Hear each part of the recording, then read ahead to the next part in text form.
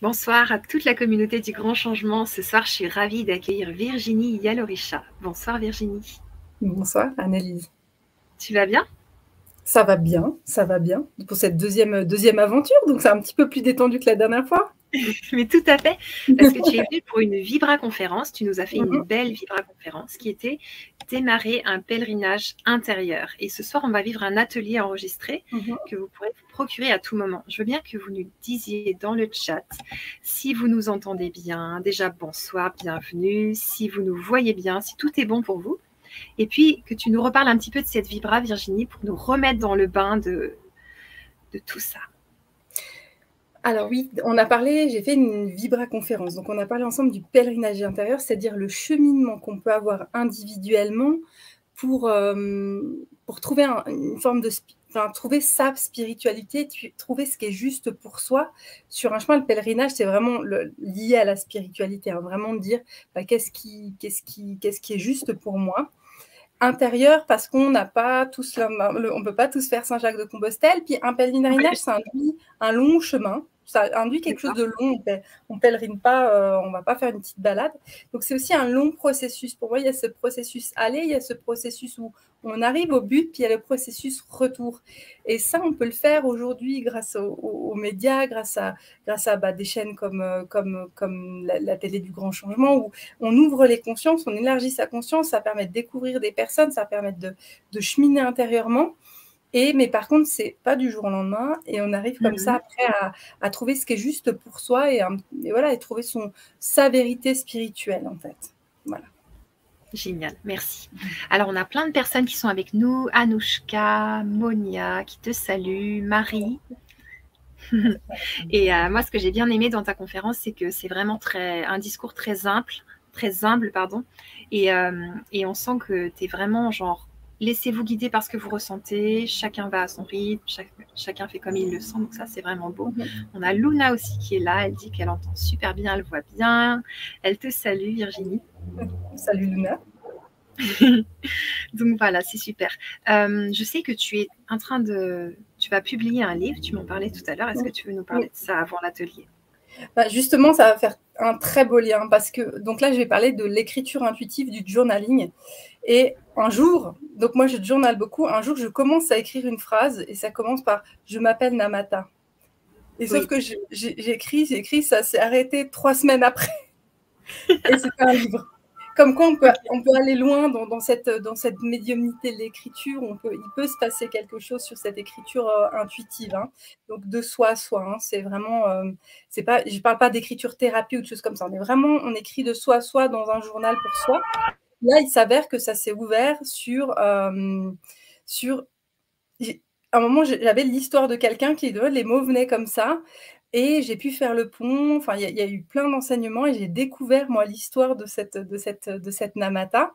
Donc c'était complètement fou, je l'ai lu, je l'ai fait relire, moi. Donc j'avais tout sur papier, hein, j'avais un tas de feuilles avec mon écriture de médecin. J'écris beaucoup à la main, pour moi, c'est important de toucher la matière. Et là, je le fais lire à ma cousine qui est passage chez moi, elle le lit, puis elle me dit « Mais c'est magnifique, c'est super ». Je contacte une amie qui est lectrice, je lui écris, je lui dis « Mais j'ai pleuré comme une madeleine tout le long ». Elle me dit « Mais ah ». Donc là, je me dis « Bon, je le réécris un peu plus ». Voilà, je l'ai tapé, et puis je l'ai envoyé à une maison d'édition, et c'était fou, hein, comme quoi, quand on est bien aligné juste, j'ai trouvé une maison d'édition en 5 jours. C'était juste fou. J'ai signé un contrat en 10 jours. Enfin, le truc, vraiment... C'est comme si le livre, il était parti. Et là, donc, il est disponible des éditions. C'est Mindset Éditions. L'éditrice s'appelle Julie Dénès. C'est quelqu'un d'exceptionnel et une femme. Enfin, quand on s'est rencontrés, je me dis, mais voilà, c'est un moment quand on est aligné dans son cheminement. Et après, du coup, il est disponible en pré-vente, et il sortira un petit peu avant les fêtes de Noël, en décembre, en fait. Donc, Namata. Waouh. Namata, ben merci. Ouais. Moi, ça me fait plaisir d'avoir une écrivaine sur la chaîne, tu vois. C'est rare. Et aussi une prêtresse. Est-ce que tu veux nous parler un petit peu de ce que tu fais pour les personnes qui ne te connaissent pas encore et qui n'ont pas vu ta conférence? Alors, voilà, typiquement, l'histoire de Namata, c'est vrai, c'est pas sorti de nulle part. C'est l'histoire, à un moment, est partie l'histoire d'une femme africaine qui se fait voler, kidnapper. Enfin, vraiment, elle se retrouve, elle traverse une grande étendue d'eau, et elle arrive sur une terre qu'elle ne connaît pas.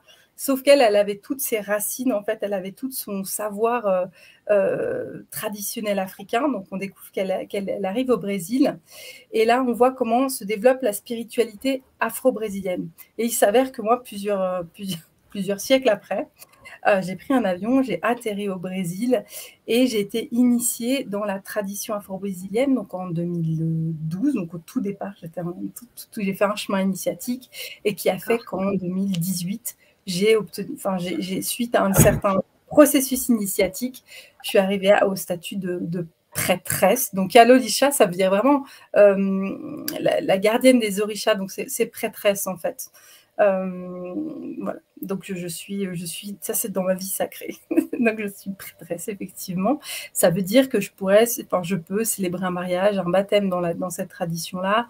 Et puis je peux aussi accueillir des personnes vraiment où il y a des difficultés de vie de l'ordre spirituel quand même. Après, il y a aussi des limites où des fois enfin voilà, je sais où. Enfin, j'ai appris avec les années où était mon champ d'action. Merci beaucoup. Alors justement, on a la chance de t'avoir, malgré le fait que tu écris des livres, tu es occupée et tout. Est-ce que tu veux nous parler de cet atelier donc on va vivre ce soir? On vous invite à nous rejoindre. Je vais vous mettre le lien d'achat dans le chat. On va le vivre tout de suite là. Voilà. Alors, cet atelier, c'est vraiment la capacité à écrire. C'est-à-dire, quand je parlais de ce cheminement, il y a besoin... Quand on va marcher, on va faire Saint-Jacques-de-Compostelle, on part du Puy-en-Velay, on va à Conques, on voit le chemin à côté. Le problème, c'est quand on est chez soi, et justement ces derniers mois, on est encore pas mal bloqué, on peut voyager encore. Ouais. Il y a besoin de marquer, il y a besoin de voir le cheminement, il y a besoin de voir le cheminement qu'on a fait en soi. La seule manière que moi j'ai trouvé en fait de pouvoir marquer, de pouvoir voir mon évolution, de pouvoir cheminer intérieurement de moi à moi, donc aussi d'être beaucoup plus indépendant, de pas forcément toujours avoir besoin de stage, de pas forcément d'avoir besoin d'un coach, d'un psychologue, voilà, vraiment d'avoir besoin d'établir cette communication de moi à moi pour essayer vraiment fondamentalement de trouver mes propres réponses. Ça a été l'écriture. Ça a été l'écriture. Alors, ce qui ne veut pas dire qu'il y a besoin d'être auteur, loin de là. Ça ne veut pas dire que je ne fais pas de faute d'orthographe, loin de là. Et ça veut pas dire, c'est vraiment pas l'écriture comme on peut l'avoir, l'appréhension de l'école. C'est laisser venir. Et puis, la syntaxe, c'est pas le souci, c'est vraiment quel mot. Et puis, c'est de faire entrer une énergie dans la matière. On va écrire, on va prendre un stylo, on va mettre sur du papier, ça ancre dans la matière, une forme d'énergie.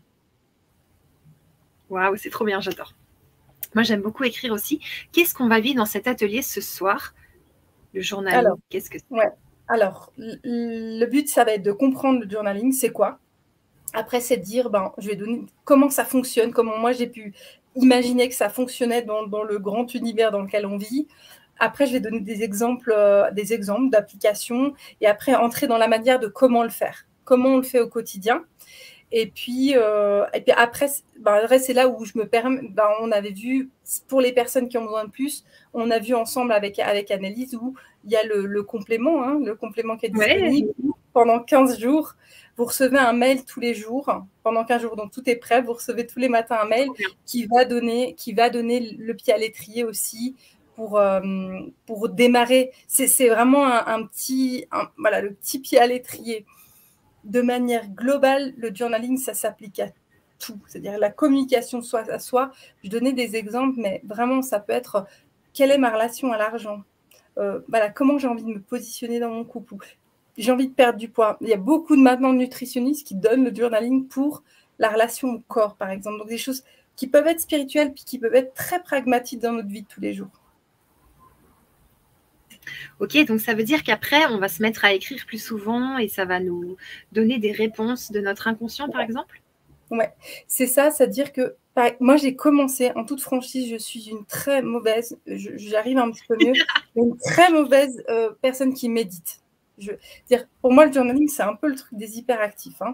Je ne médite pas forcément bien. Alors, j'arrive parce que je pense que je suis arrivée à un processus avec le temps où justement la voix intérieure, elle s'est un petit peu calmée, mais je n'ai pas pu commencer par le chemin-là. J'ai commencé par le journaling qui après a apaisé. Donc, c'est vraiment cette notion d'apaiser le mental et de trouver des équilibres, et effectivement, de trouver ses propres réponses pour pouvoir équilibrer, en fait, tout simplement pour vivre mieux son quotidien. Ouais, Parce ouais, que ouais, ouais. voilà, vraiment, vivre mieux son quotidien et gérer ses émotions aussi, en partie. Ok. Qu'est-ce que ça apporte cet atelier? Est-ce qu'on peut le revivre plusieurs fois pour les personnes qui ne seront pas là en direct quand elles vont l'acheter, par exemple, dans un an? Ouais. Tu peux nous parler? Alors moi, j'ai pensé cet atelier de manière… Alors, je suis partie de ma propre expérience. Je suis une assez grande consommatrice de YouTube des fois pour écouter. Et puis, ayant peu de temps, des fois, j'écoute le YouTube en faisant mon ménage ou en faisant… Donc là, j'ai structuré cet atelier pour qu'il soit vraiment en version aussi audio, enfin essentiellement audio. Je ne vais pas bloquer, il n'y a pas forcément besoin d'être devant l'image. Et pour pouvoir, justement, le format aussi audio, ça permet de le réécouter si à un moment, on perd le fil, si à un moment… Le journaling, c'est vraiment une habitude, puis c'est aussi possible de se dire, voilà, on est parti en vacances, on a perdu le truc, hop, on peut réécouter l'atelier pour se redonner des caps ou écouter des petites séquences. À des moments, je peux donner des questions type, de dire, tiens, ben, si je bloque un petit peu sur des questions, le journaling n'étant pas un journal intime, c'est pas qu'est-ce que j'ai fait aujourd'hui, c'est questionner soi-même, se questionner intérieurement. Des fois, il faut juste apprendre à se poser les bonnes questions. Donc ça, je m'en donnais quelques-unes pendant l'atelier. Ok. Donc, Ok. réécoutable. Trop bien. Est-ce que ça parle des rêves aussi? Il y a des rêves, on peut le faire le matin, par exemple? Alors, l'exercice du journal de rêve, vous pouvez le mettre dans le carnet. Ce ne sera pas tout à fait l'atelier. Ça peut être assis. Attends, non, je veux dire, Oui. c'est pas un journal de rêve, c'est vrai. Par contre, essayer de traduire vos propres rêves, ça, c'est faisable. Et dire sans avoir besoin de chercher dans une bibliothèque, c'est voilà, j'ai rêvé que mon fils marchait avec un corbeau. Ok, ça, en fait, tu peux t'interroger symboliquement, c'est quoi le corbeau, sans aller chercher dans la bibliothèque. C'est ah oui, mais en fait, symboliquement, moi, le corbeau, ça correspond à mon grand-père qui élevait des corbeaux. C'est ridicule mon exemple, mais d'aller chercher chez moi quel est mon monde symbolique aussi. Merci. Je sais que les abonnés du Grand Changement, ils aiment bien la médiumnité, ils ont envie de développer leur côté médium et tout. Et tu nous dis dans le titre que ça va aider ça. Comment ça développe la médiumnité, l'écriture? Alors, il y a des étapes. Il faut vraiment apprendre au départ à bien écrire, entraîner. C'est vraiment comme il y a un petit entraînement à avoir. Au fil du temps, on arrive à vous poser une question, il y a quelque chose, il y a des mots qui sortent, il y a des choses qui émergent. Ça veut, là, c'est vraiment, j'ai mis développer sa médiumnité. Ça ne veut pas dire que demain on devient médium puis que vous parlez par écrit avec votre grand-mère. C'est pas ça forcément demain, mais c'est de dire en tout cas, tiens, si je veux écrire avec ma grand-mère, quel dialogue à l'écrit pourrait s'établir. Ça, c'est une possibilité qui arrive dans une version un peu plus tard du journaling. Au début, on est quand même centré soi, mais par contre, pour moi, de gérer ses émotions, de gérer en fait, ce ressenti, du coup, on développe sa médiumnité forcément au quotidien parce qu'on est beaucoup plus fin dans ses énergies. Je donne un exemple d'un projet. À un moment, il y a un truc que je sentais pas. J'ai journalé et du coup, il y avait un truc. Alors, et j'y suis pas allée, puis j'étais très contente. C'était pas juste pour moi. C'était une super proposition, mais c'était pas juste pour moi. Et puis, effectivement, le projet, après, plusieurs mois après, il a effectivement pas tenu la route avec la personne qui l'a repris pour les choses que moi, j'avais pas senties. Plus que pas senti. Dans le journal, on va dire, il y a un truc qui coince, là, il y a un truc qui va pas. Ok, donc ça écoute beaucoup le ressenti? Oui, tout à fait. Ouais. Et puis, du coup, on va essayer de mettre des mots sur le ressenti. Voilà. Et ça convient pour qui ce type d'atelier ce soir? Je dirais, c'est compliqué si on n'a pas de main. Ça va être un petit peu compliqué. Je pense qu'on peut le faire en version audio. Ça je pense qu'il y a quand même moyen de l'audio. Mais c'est vraiment, il faut ça, juste ça, papier, un stylo, juste l'écriture, vraiment. Okay. Vraiment, il n'y a pas… il n'y a pas de limite à l'écriture. Comme je dis, il peut y avoir cette espèce d'impression comme « Ah, on n'aime pas… je ne sais pas dessiner parce qu'on était nuls au collège au cours de dessin. » Il peut y avoir ce truc un peu latent de « Je ne sais pas écrire ». Ouais. Et il faut dépasser ça parce que on n'est pas dans un travail scolaire, c'est autre chose qui va se passer. C'est vraiment… Et puis, c'est comme on sait tous chanter un peu, en vrai. Dans notre tessiture, mais on sait chanter. Ouais. Bah, en tout cas, je ne sais pas si ça vous intrigue, mais moi, ça m'intrigue cet atelier. J'ai hâte d'y aller. On va très bientôt y aller. Je prends encore une question qui est dans ma tête parce que j'ai plein de questions. Si vous avez des questions, allez-y, c'est maintenant pour Virginie. comment on va faire la différence lors de l'atelier, les participants, comment ils vont faire la différence entre leur mental qui écrit ou leur ressenti? Ouais, c'est ça, c'est une partie. Quand on écrit, le journaling, c'est toujours bienveillant. Ça doit toujours être constructif. Il doit y avoir un apport. C'est-à-dire, j'arrive avec une question, comment monter mon projet demain? Si j'écris, oui, le mental, il part vite. Oui, mais en fait, tu dois faire une formation, et en fait, ce serait bien que tu contactes monsieur machin, et en fait, et là, on est dans, quand il y a une forme de planification, puis une forme il n'y a pas assez de compétences. Voilà, quand on dit tu dois te former, c'est versus tu n'as pas assez de compétences. Là, on est dans le mental. Par contre, de dire, hey, là, tu peux avoir les ressources. Peut-être que tu peux faire appel à ci, à ça, ok. Mais d'aller, le journaling, on doit les puiser dans les ressources intérieures. Ok, bah on va aller puiser tout ça. Et toujours rester dans le positif. Positive. Ouais. D'accord. On doit ressortir bien d'une session de journaling. On doit ressortir, vraiment, dans une session de journaling, on monte en énergie. On peut être hyper bas, mais on doit sortir, on est remonté. Et ça permet de maintenir une énergie haute régulièrement. Génial. Eh ben, je suis en train de faire mes clics. On est en train de passer sur l'atelier privé. C'est presque bon.